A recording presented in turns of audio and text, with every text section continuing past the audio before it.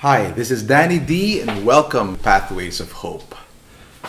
This passage today is very interesting. It comes from Matthew chapter 9, verses 1 to 8.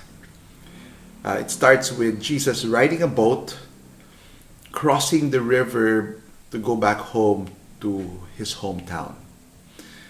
And it was here when a paralytic was brought to him in front of a crowd. And he said, "Courage, child, your sins are forgiven." The scribes, upon hearing it, said, "This man is blaspheming." Where Jesus responded with, "Why do you harbor evil thoughts?" Which is easier, to say your sins are forgiven or to say rise and walk? Of course, the story ended with the paralytic being healed, and he left glorifying God. At first, I found this very odd. The paralytic was brought to Jesus. And of course, I'm sure he wanted to be healed. And then Jesus says, "Courage, child, your sins are forgiven." If I were the paralytic, I'll say, I did not come here to ask for forgiveness. I wanted to be healed. And I'm sure Jesus knew that. Upon further reflection, I realized that we needed to believe in four things for this all to all make sense. One, that Jesus is really God. That the scribes were wrong to say that he was blaspheming against God because he was God.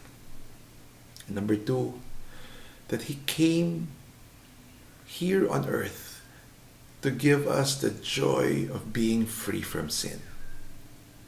Something only God could do.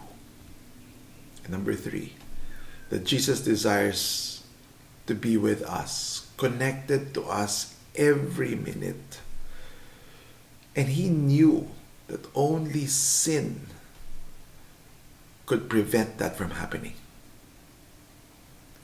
And lastly, that it takes courage to receive God's mercy.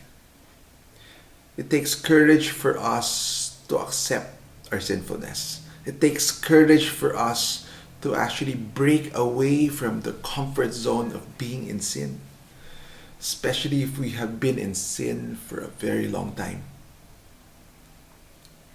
Which is easier, to say your sins are forgiven or to say rise and walk?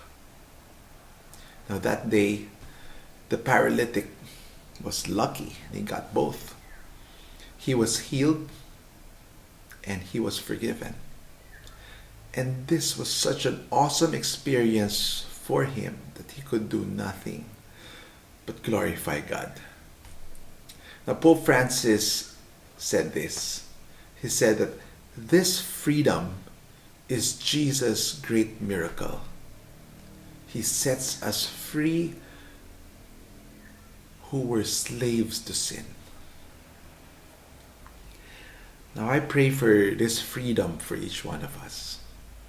I pray for the peace, the joy, and the desire to share this to as many people as possible that comes with this freedom. Now if you were moved by any of his messages here, please do nothing but glorify God by sharing this with someone else today. Feel free to be free. Have a blessed week ahead of you. God bless you.